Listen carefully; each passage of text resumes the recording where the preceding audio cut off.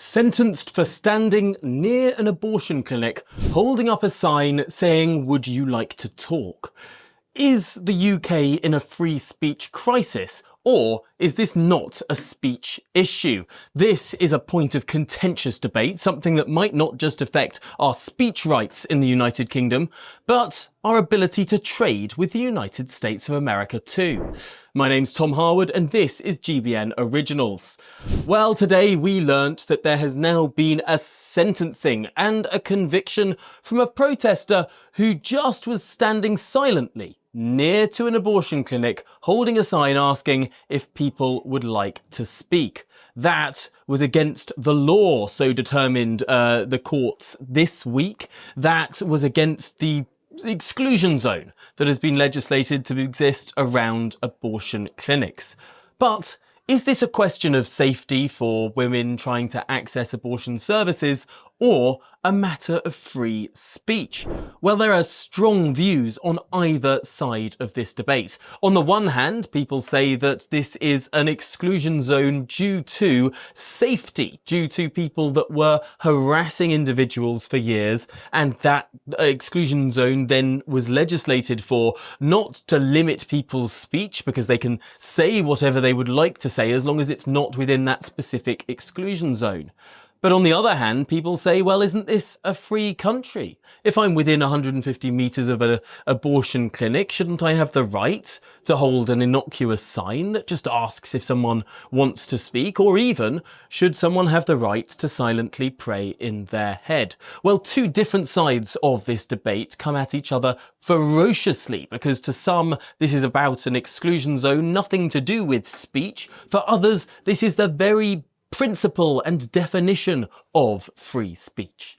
Well, today on GB News, we spoke to a passionate free speech defender who also defended the right of abortion clinics to have an exclusion zone around them. It's a fascinating conversation, and of course it's all sparked by the tussle that was had in the Oval Office between JD Vance and Keir Starmer. JD Vance, the Vice President of the United States, has brought this issue up time and time again, whether it was speaking at the Munich Security Conference or indeed in the Oval Office to the British Prime Minister.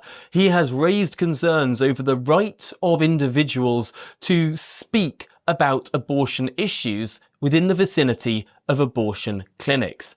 Now, whether or not this is a free speech issue will completely depend on your view. But let's have a listen to this one individual, an academic, and see what she has to say. This is an interesting one. Let's get the thoughts of Professor of Family and Parenting Research at the University of Kent, Ellie Lee. Thank you very much indeed for your time on this one. Hi. Just your thoughts on the fact this went through the courts and has ended with a conviction and now a sentence. Well, I think the judgment is right, but the main contribution, I think, of this campaigner and the group supporting her, the ADF, is that they're trivialising free speech and the free speech crisis, and it's a big problem. I mean, there is a real free speech crisis, and it exists in places like the one where I work, where it's very difficult now to organise discussions, and people rarely do them on contentious issues, including abortion. And it's particularly difficult for people who oppose abortion to organise discussions. And I think that's a terrible situation to be in. So there is a genuine free speech crisis. It needs a robust response. We need to be doing something about it. Where there isn't a free speech crisis is at the front door of an abortion clinic.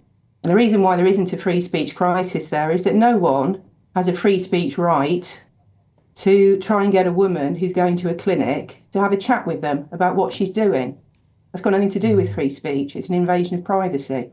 So that's a really interesting point there, because it's often reported that this arrest happened because of what was written on her sign or anything, but it wasn't. It was the fact that this was an anti-abortion campaigner standing within an exclusion zone. She could have had no sign, she could have had anything written on her sign, she could have been doing star jumps or saying nothing at all. The fact it was that she was in an exclusion zone she wasn't supposed to be in. Yeah, and, I think it's just ridiculous, these people who want to turn the entrance of an abortion clinic into some kind of pantomime place where they do their silly street theatre and then make a claim that their free speech rights are being infringed. They're not. I mean, they're just being completely idiotic. It's a waste of police time. It's a waste of court time. And there is a very serious problem in this country with free speech. And what they're doing is just wasting everybody's time, making everybody very confused about the issues. The point about an abortion clinic is it's a clinic, and women who go there to obtain a medical service. And nobody has the right outside that clinic or any other clinic to try and insist that people go. But Ellie, there was no talk of her, shouting out to the women or trying to intimidate them in that way or harass them. And also 150 metres is very far away. She's doing a stunt. And I would object to it. Isn't that our right? Shouldn't that be our right as free citizens, just as it's your right as a free citizen to have an abortion? No, and there is no right. There's no right for there's people in this country who think there's too many babies being born. They don't have the right to go and park themselves outside a maternity clinic and try and engage the women going to that clinic about what they're doing and try and make a suggestion to them about whether they've actually thought about having an abortion. That's the equivalent. But don't they have the right to do that? There's no law saying that you can't sit outside a maternity clinic and hold a sign saying here if you need to talk. It would be a very bad thing to do, and I think it's uncivilised. I think it's extremely bad behaviour. And if it gets to a point, the reason why we're in this situation we are now with abortion clinics, it hasn't come from nowhere. It's come from years and years. The people that run the clinics were very tolerant of these people for a very, very long time. And they got closer and closer to the clinic doors. They insisted on parking themselves there. And they're making lots of women very upset and very worried and making things very difficult for the staff. Nobody that runs abortion clinics wanted buffer zones. They didn't want to have to do this. They just asked them to back off, just go to a bit further away from the door. And these people wouldn't do it.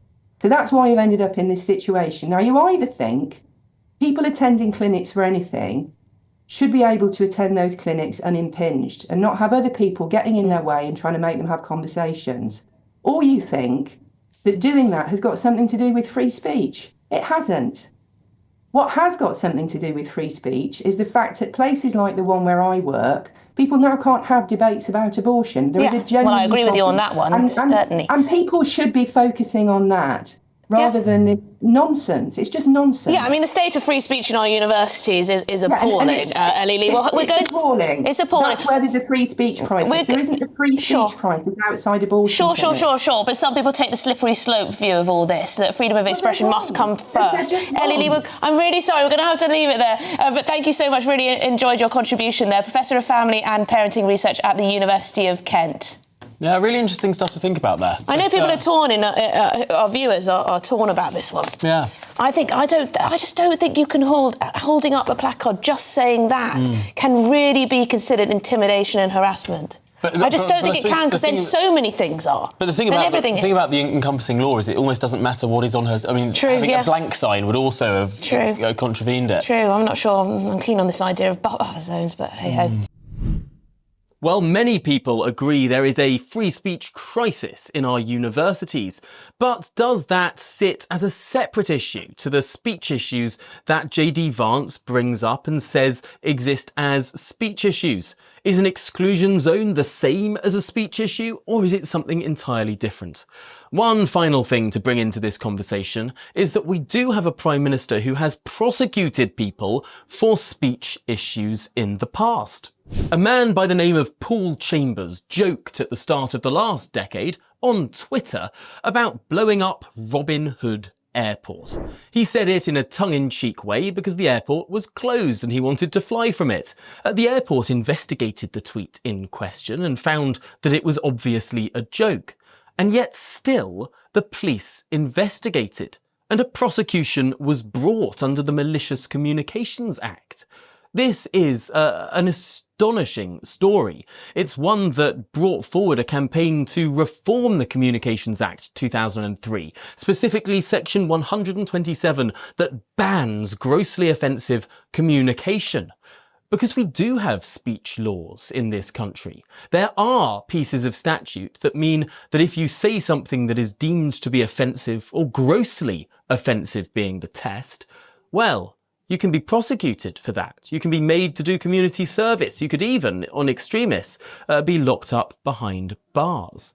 That is a serious speech issue, and concerningly, the Director of Public Prosecutions at the time is now our Prime Minister. Does he really believe in free speech when his department so avidly went after this individual for a joke they made online?